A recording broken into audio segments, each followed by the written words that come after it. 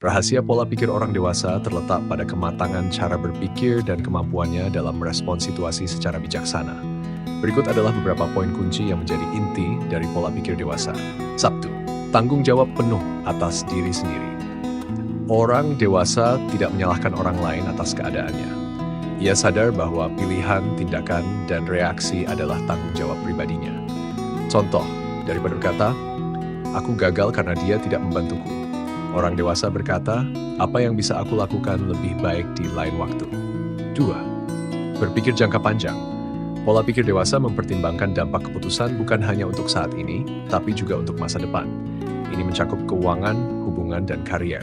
Contoh, menunda kesenangan sesaat demi hasil jangka panjang, seperti menabung atau belajar konsisten. 3. Mengelola emosi, bukan mengabaikannya. Orang dewasa tidak menekan emosinya, tetapi belajar memahami, mengelola, dan mengekspresikannya secara sehat. Contoh, alih-alih marah meledak-ledak, ia memilih jeda untuk menenangkan diri lalu berbicara dengan jelas. 4. Fleksibilitas dan adaptasi. Pola pikir dewasa mampu menyesuaikan diri dengan perubahan tanpa panik atau berkeras pada ego. Contoh, saat rencana gagal, ia tidak ngambek tetapi berpikir ulang dan menyesuaikan strategi. Berani mengakui kesalahan dan belajar. Alih-alih gengsi atau defensif, orang dewasa melihat kesalahan sebagai kesempatan tumbuh. Toh ia bisa berkata, "Aku salah waktu itu, maaf," dan akan memperbaikinya. 6. Mampu berdiri sendiri tapi juga tahu kapan meminta bantuan. Kemandirian bukan berarti menolak bantuan, melainkan tahu kapan bertindak sendiri dan kapan butuh kolaborasi. 7. Prioritas pada nilai, bukan pengakuan. Ia tidak hidup demi validasi orang lain, melainkan berdasarkan prinsip dan nilai yang diyakini. 8. Sadar bahwa hidup tidak selalu ideal. Orang dewasa menerima kenyataan bahwa hidup penuh ketidakpastian dan ketidaksempurnaan, tapi tetap bertindak bijak di tengah itu. Berikut adalah penjelasan lengkap dan praktis tentang cara menerapkan tanggung jawab penuh atas diri sendiri. Inti dari pola pikir dewasa. Apa itu tanggung jawab penuh atas diri sendiri? Ini berarti mengakui bahwa kita adalah pencipta utama atas kehidupan kita sendiri, termasuk pikiran, perasaan, keputusan, dan tindakan. Kita berhenti menyalahkan orang lain, keadaan, atau masa lalu. Kita fokus pada apa yang bisa kita ubah dan kendalikan diri kita sendiri. 1. Hentikan kebiasaan menyalahkan. Hindari kalimat seperti, "Aku begini karena orang tuaku, bosku bikin aku stres." Ganti dengan, "Aku memilih bagaimana aku merespon ini. Aku bisa atur batasan dan cari solusi." Menyalahkan membuat kita kehilangan kendali. Mengambil tanggung jawab justru memberi kita kekuatan untuk bertindak. 2. Sadari pilihan di setiap situasi. Bahkan dalam situasi sulit, selalu ada pilihan memilih untuk tenang, memilih untuk belajar, memilih untuk bertindak. Latih kesadaran ini dengan bertanya ke diri sendiri, apa yang bisa aku lakukan sekarang? Apa bagianku dalam masalah ini? 3. Tindak lanjuti dengan aksi, bukan alasan. Daripada bilang, "Aku gak sempat," katakan, "Aku belum menjadikan ini prioritas." Orang yang bertanggung jawab tidak menunggu kondisi ideal, tapi bergerak dengan sumber daya yang ada. 4. Akui kesalahan tanpa drama. Tanggung jawab bukan tentang merasa bersalah terus-menerus, tapi tentang kata, "Ya, aku salah. Aku perbaiki." Hindari pembelaan diri yang melemahkan seperti, "Tapi aku kan cuma." Ganti dengan, "Aku bisa lebih baik dari ini."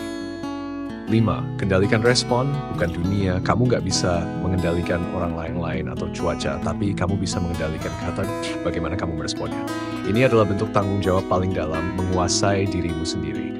Contoh nyata, situasi, reaksi tanpa tanggung jawab. Reaksi dengan tanggung jawab. Dimarahi atasan, dia nyebelin banget, nggak adil. Aku bisa evaluasi apakah aku memang kurang tepat dan komunikasikan dengan tenang. Gagal ujian, soalnya susah banget. Aku perlu belajar dengan cara berbeda. Aku evaluasi strategi belajarku. Hubungan renggang, dia yang berubah. Apa aku sudah hadir sepenuhnya, sudah jujur dan terbuka? Inti akhir, tanggung jawab bukan beban, tapi kekuatan. Ini adalah cara mengambil kembali kendali atas hidup kita, bukan sebagai korban keadaan, tapi sebagai penggerak utama. Menghentikan kebiasaan menyalahkan adalah langkah penting dalam membangun tanggung jawab dan pola pikir dewasa. Berikut cara praktis dan mendalam untuk melatihnya. Mengapa harus menghentikan kebiasaan menyalahkan? Menyalahkan orang lain mungkin terasa melegakan sesaat, tapi itu membuat kita kehilangan kekuatan untuk berubah. Saat kita berhenti menyalahkan, kita mulai bertanya, apa yang bisa aku kendalikan dari situasi ini? Cara menghentikan kebiasaan menyalahkan. 1. Sadari pola pikirmu saat terjadi masalah. Mulailah dengan kesadaran. Begitu muncul dorongan menyalahkan, tahan sejenak dan perhatikan isi pikiranmu. Contoh, ketimbang otomatis berpikir, gara-gara dia aku gagal, ubah jadi, apa yang sebenarnya aku rasakan, apa yang bisa aku lakukan. 2. Ganti bahasa menyalahkan dengan bahasa bertanggung jawab. Perhatikan kata-katamu sendiri, karena itu mencerminkan pikiranmu. Gantilah kalimat seperti, dia bikin aku marah. Aku merasa marah ketika itu terjadi, dan aku bisa memilih responku. Aku nggak bisa, karena mereka nggak bantu. Aku belum mengatur ulang cara atau minta bantuan dengan jelas. Ini bukan soal memaafkan orang lain, tapi soal mengambil alih peran aktif dalam hidupmu sendiri. Latih pola pikir apa bagianku di sini. Setiap konflik atau kegagalan, meskipun bukan 100% salahmu, tetap bisa jadi tempat belajar. Tanyakan ke diri sendiri, apa bagian dari aku yang ikut andil di situasi ini? Apa yang bisa aku lakukan secara berbeda ke depan? Ini membuat kamu fokus pada solusi, bukan keluhan. 4. Terima fakta bahwa dunia tidak selalu adil. Kadang kamu memang diperlakukan tidak adil, tapi menyalahkan terus-menerus tetap tidak mengubah apapun. Pilih untuk berkata, meski ini tidak adil, aku akan tetap melangkah dengan cara yang sehat. 5. Tuliskan blame patternmu di jurnal. Ambil waktu di akhir hari dan tulis, situasi yang bikin kamu kesal atau kecewa, siapa yang kamu salahkan di pikiranmu, lalu ubah narasi itu jadi kalimat bertanggung jawab. Contoh jurnal. Hari ini aku marah karena timku telat kirim laporan. Aku sempat berpikir mereka bikin aku malu. Tapi aku sadar aku belum kasih tenggat waktu yang jelas. Besok aku akan buat brief tertulis. 6. Fokus pada perubahan bukan pada benar salah. Kadang-kadang menyalahkan adalah cara mempertahankan ego. Aku yang benar. Tapi orang dewasa lebih peduli pada perubahan nyata daripada menang argumen. Ganti siapa salah menjadi apa yang perlu dilakukan sekarang. Penuntut menyalahkan itu refleks lama. Menghentikannya butuh latihan. Tapi setiap kali kamu memilih bertanggung jawab, kamu bisa menguatkan otot kedewasaan dan kebebasan batinmu. Menyadari pola pikirmu saat terjadi masalah adalah langkah awal untuk mengendalikan respon, bukan sekadar bereaksi otomatis. Ini seperti memegang kemudi saat badai. Kamu tidak bisa menghentikan badai, tapi kamu bisa kendalikan arah. Apa maksudnya sadari pola pikirmu? Artinya, saat ada masalah, berhenti sejenak dan perhatikan apa yang kamu pikirkan, bukan cuma apa yang kamu rasakan atau lakukan. Karena seringkali, masalah eksternal hanya memicu pola lama dalam pikiran kita. Cara sadari pola pikirmu saat masalah terjadi. 1. Gunakan jeda sadar saat terpicu. Saat ada emosi naik, marah, kesal, malu, takut, jangan langsung bereaksi. Ambil jeda 5-10 detik, tarik napas dalam lalu tanyakan, apa sebenarnya yang aku pikirkan sekarang? Apakah pikiran ini fakta atau hanya interpretasi? Ini mengubah reaksi otomatis jadi respon sadar. 2. Seamati bahasanmu, pikiran kita sering muncul dalam bentuk narasi otomatis. Contohnya, aku pasti gagal lagi, dia nggak peduli sama aku, selalu aku yang salah. Kenali itu sebagai pola lama, bukan kebenaran mutlak. Latih diri untuk berkata, aku sedang punya pikiran bahwa aku gak mampu, tapi apakah itu sepenuhnya benar? 3. Tulis pola pikiran. Setelah situasi berat, coba tulis. 1. Apa yang terjadi? Fakta. 2. Apa yang aku pikirkan? Apa yang aku rasakan? Emosi yang muncul. Dan 4. Apa dampaknya terhadap tindakanku? Contoh kejadian, teman tidak membalas chat, pikiran dia pasti gak suka aku, perasaan, cemas, minder. Tindakan aku diam makin menjauh. Lalu tanyakan, apa pikiran ini 100% benar atau hanya interpretasi karena luka lama? Kenali pola yang berulang. Dengan latihan, kamu akan mulai melihat pikiran negatif apa yang sering muncul. Apakah kamu cenderung menyalahkan diri, orang lain, atau menghindar? Kesadaran ini memberi ruang untuk memilih pola baru. 5. Beri nama pada pola itu. Memberi nama pada pola membuatnya lebih mudah dikenali. Contoh, si tukang khawatir, si tukang perfeksionis, narasi korban. Jadi saat muncul, kamu bisa berkata, oh, si tukang khawatir muncul lagi. Aku nggak harus dengarkan dia. Inti akhir, Sadari pola pikirmu melatih kehadiran. Dari hidup di autopilot jadi hidup yang kamu arahkan sendiri. Amati bahasa pikiran adalah keterampilan penting untuk memahami cara kamu bicara ke diri sendiri. Karena cara kita berbicara ke diri sendiri akan mempengaruhi cara kita merasa, bertindak, dan melihat dunia. Bahasa pikiran adalah kata-kata otomatis yang muncul di kepala saat kamu mengalami sesuatu. Misalnya saat gagal, ditolak, atau menghadapi tekanan. Contoh, aku selalu salah. Orang lain lebih baik dari aku. Gak ada gunanya coba lagi. Ini bisa jadi suara batin yang membatasi atau menguatkan, tergantung isi dan nadanya. Cara amati bahasa pikiran. Tangkap pikiran otomatis secepat mungkin. Begitu kamu merasa kesal, malu, cemas, atau minder, berhenti sebentar dan tanya, barusan aku ngomong apa ke diriku sendiri? Pikiran ini sering muncul cepat, hampir seperti bisikan batin. Tangkap dan tulis jika perlu. 2. Dengarkan nada dalam pikiranmu. Perhatikan bukan cuma isi kata-katanya, tapi juga nada dan sikapnya. Apakah suaranya menghakimi, ketakutan, perfeksionis, sinis, atau harusnya aku nggak boleh gagal sama sekali, korban. Kenapa sih hidupku selalu begini? Kritis. Bego banget sih kamu. Mengenali nada akan membantu kamu memisahkan diri dari suara batin itu. Tanyakan, apakah ini fakta atau cerita? Saat kamu menangkap bahasa pikiran negatif, tanyakan, apakah ini benar-benar fakta atau cuma cerita yang aku buat di kepala? Misalnya, dia pasti ke aku. Cerita, dia belum membalas pesanku. Fakta. Ini membantumu keluar dari ilusi dan kembali ke realitas. 4.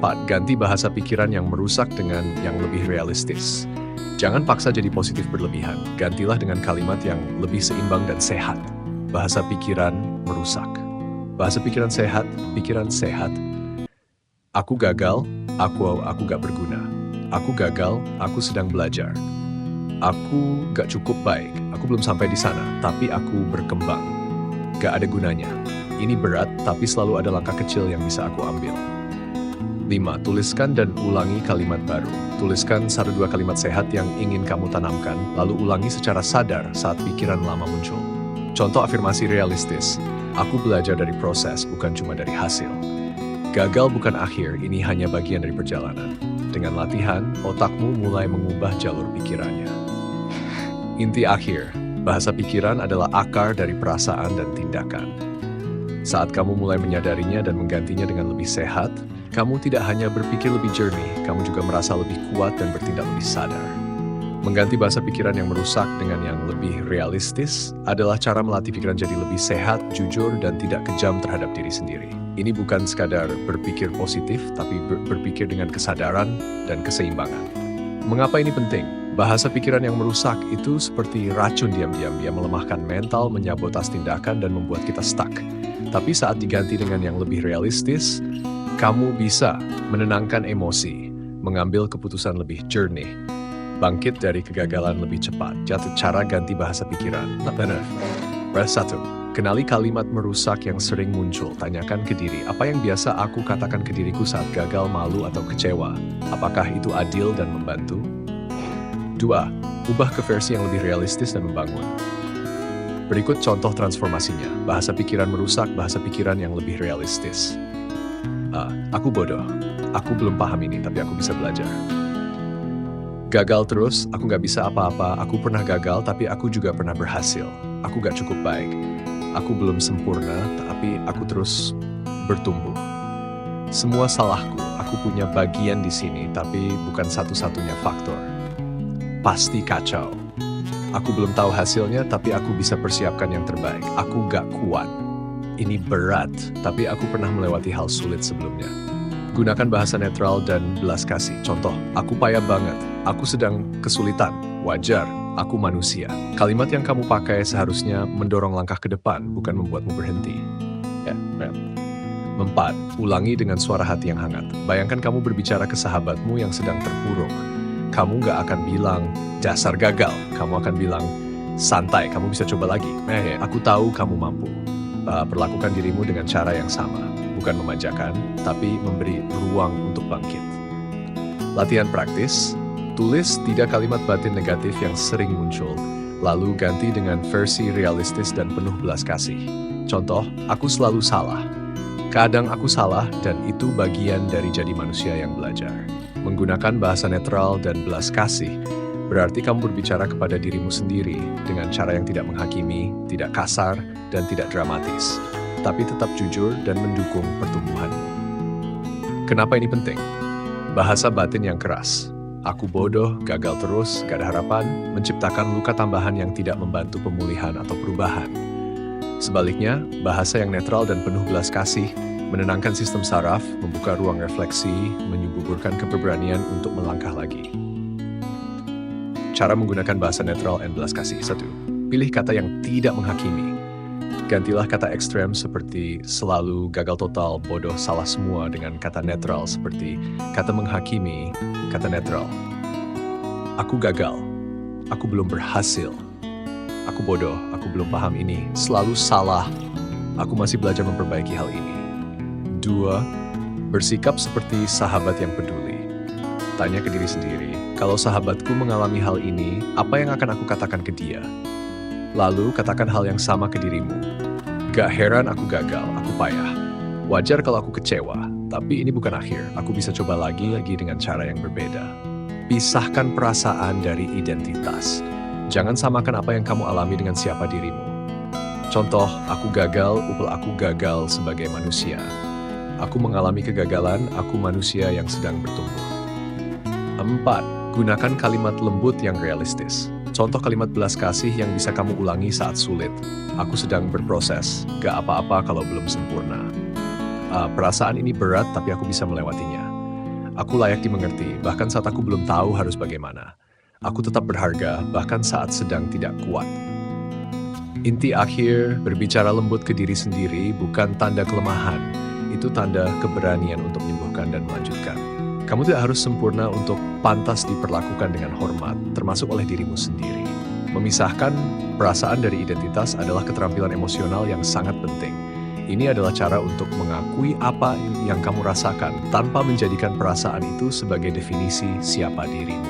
Kenapa harus dipisahkan? Karena kalau tidak dipisahkan, kamu akan mengikat harga dirimu pada emosi atau kegagalan sesaat. Contoh, aku merasa gagal, jadi aku adalah kegagalan. Aku cemas, jadi aku orang yang lemah. Ini menjadikan perasaan sementara sebagai label tetap, padahal emosi itu datang dan pergi. Cara memisahkan perasaan dari identitas. 1. Ubah aku adalah menjadi aku sedang merasa, alih-alih aku sedih. Aku sedang merasa sedih sekarang, alih-alih aku malas. Akhir-akhir ini aku kesulitan untuk mulai. Kalimat kedua lebih fleksibel dan manusiawi, tidak mengikat kamu pada sebuah label. 2. Gunakan bahasa yang menggambarkan emosi sebagai pengalaman bukan diri.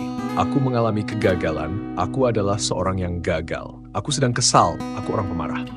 Emosi sinyal, bukan identitas, seperti cuaca, datang, terasa, dan berlalu. 3. Bayangkan emosi sebagai tamu bukan pemilik rumah. Pada diri, perasaan ini sedang berkunjung. Ia bukan aku, ia hanya lewat. Misalnya, sekarang rasa malu sedang mampir. Hari ini aku sedang dikunjungi kecewa. Ini memberimu jarak psikologis untuk tidak larut terlalu dalam. 4. Gunakan jurnal untuk memetakan ini. Tulis hari ini aku merasa, tapi aku tahu ini bukan identitasku, hanya pengalaman. Aku tetap kuat berharga, bisa berubah meskipun sedang merasa begini. Contoh, aku merasa tidak dihargai, tapi itu bukan berarti aku tidak berharga. Perkuat identitas sehat secara terpisah. Bangun narasi internal yang tidak bergantung pada emosi sesaat. Contoh, aku orang yang belajar dari pengalaman. Aku tetap bernilai bahkan ketika merasa gagal. Aku punya ruang untuk tumbuh, tidak harus selalu kuat. Inti akhir. Kamu bukan perasaanmu. Kamu adalah kesadaran yang bisa mengamati, merespons, dan menumbuhkan makna dari perasaan itu.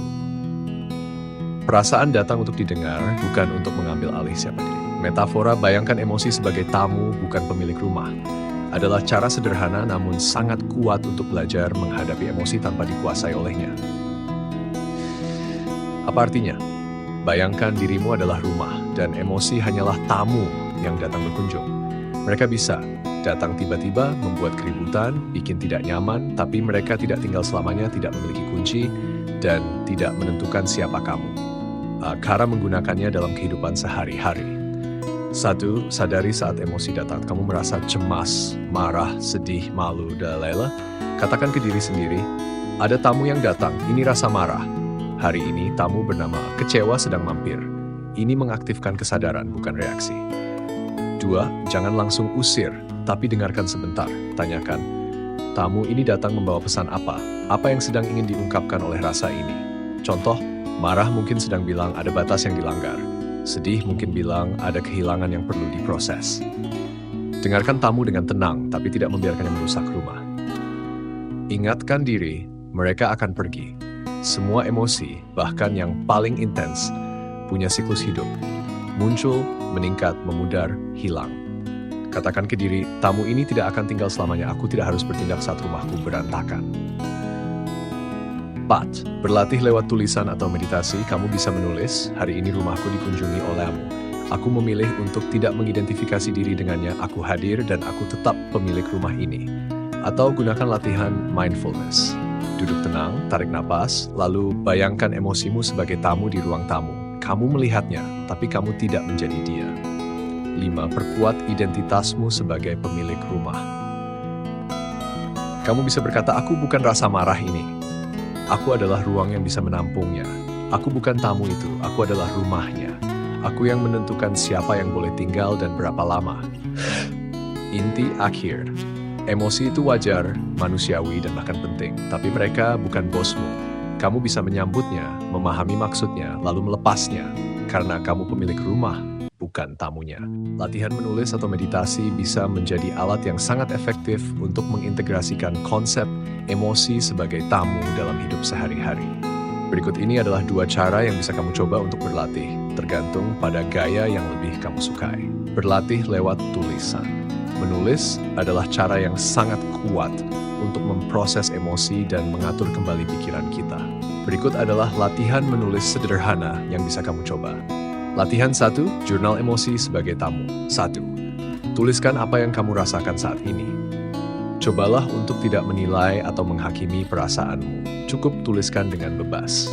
Contoh, saat ini aku merasa cemas karena presentasi besok. Berikan nama pada emosi itu.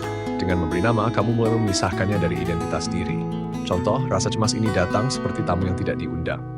Ditanyakan pada dirimu, apa pesan yang dibawa tamu ini? Misalnya, kecemasan mungkin datang untuk mengingatkan kamu untuk mempersiapkan lebih baik. Berapa lama tamu ini ingin tinggal? Ingat bahwa emosi itu sementara. 4. Refleksi diri. Aku tahu emosi ini ada, tapi ini bukan aku. Aku adalah ruang yang menerima dan melepaskannya. Contoh, rasa cemas ini datang dan pergi, tapi aku tetap kuat. 5. Kesimpulan. Setelah menulis, akhiri dengan kalimat yang menegaskan bahwa perasaan itu hanyalah bagian dari prosesmu, bukan keseluruhan dari siapa kamu. Emosi ini akan berlalu, aku tetap di sini, tidak tergantung padanya. Latihan 2. Menulis surat untuk emosi. 1. Tulis surat kepada emosi yang datang. Misalnya, jika kamu merasa cemas atau marah, tulis surat untuk itu. Contoh, Dear Simas, aku tahu kamu datang karena aku merasa tidak siap. Tapi, aku juga tahu bahwa kamu tidak mendefinisikan siapa aku. Kamu hanya datang untuk memberitahu aku bahwa aku perlu mempersiapkan diri lebih baik, dan itu bukan hal yang buruk. 2. Berikan ruang untuk berbicara. Setelah kamu menulis surat untuk emosi itu, jawab surat itu dari perspektif yang lebih rasional dan tenang.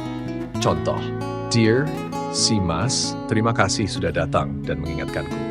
Tapi aku tahu aku bisa menghadapi tantangan ini dengan cara yang lebih tenang dan terkontrol. Kamu akan segera pergi dan aku akan baik-baik saja. Berlatih lewat meditasi adalah cara yang sangat efektif untuk mengamati perasaan tanpa terjebak dalamnya. Berikut adalah panduan meditasi singkat yang bisa kamu coba. Latihan 1. Meditasi, mengamati emosi sebagai tamu. Temukan tempat yang tenang. Duduk atau berbaring dengan nyaman, tutup mata, dan tarik napas dalam. 2. Fokus pada pernapasan. Rasakan setiap napas yang masuk dan keluar dari tubuhmu. Biarkan pikiran datang dan pergi tanpa mencoba mengubahnya. 3. Perhatikan emosi yang muncul. Tanpa menghakimi, perhatikan apakah ada emosi yang muncul. Cobalah untuk melihatnya seperti tamu yang datang ke rumahmu. Misalnya, kamu merasa cemas, marah, atau sedih. Lihat perasaan itu datang dan biarkan ia berada di sana tanpa perlu bertindak. 4. Bayangkan perasaanmu sebagai tamu.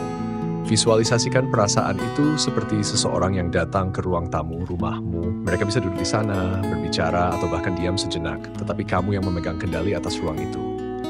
5. Beri ruang untuk perasaan itu. Biarkan emosi itu berada dalam pikiranmu tanpa menjadi bagian dari dirimu. Perasaan itu bukan siapa dirimu, hanya sesuatu yang datang dan pergi. Ucapkan dalam hati, aku menyambutmu tamu, dan aku tahu kamu akan pergi. Aku tidak akan membiarkanmu menetap. 6. Kembali ke pernapasan. Setelah beberapa menit, kembali fokus pada pernapasanmu. Rasakan ketenangan dan jarak antara dirimu dan perasaan tersebut. Latihan 2. Meditasi berjalan. 1. Mulailah berjalan dengan pelan di ruang terbuka, misalnya taman atau ruang yang cukup sepi. Fokuskan perhatian pada langkah-langkahmu. 2. Perhatikan perasaan yang muncul. Tanpa berusaha mengubahnya, amati setiap perasaan yang muncul saat berjalan. Bisa jadi kecemasan, kegelisahan, atau kebingungan. Visualisasikan perasaan itu sebagai tamu. Saat kamu berjalan, bayangkan perasaan itu datang dan pergi. Rasakan perasaanmu seperti tamu yang datang ke dalam pikiranmu dan biarkan ia pergi seiring langkahmu. Ucapkan dalam hati, perasaan ini datang, tapi aku terus melangkah. Ini hanya sementara. Aku adalah yang melangkah, bukan perasaanku. Inti akhir, latihan menulis dan meditasi ini membantu kita mengamati perasaan tanpa terjebak dalamnya. Dengan melatih kesadaran ini, kamu akan lebih mudah menyambut emosi tanpa membiarkannya menguasai identitasmu.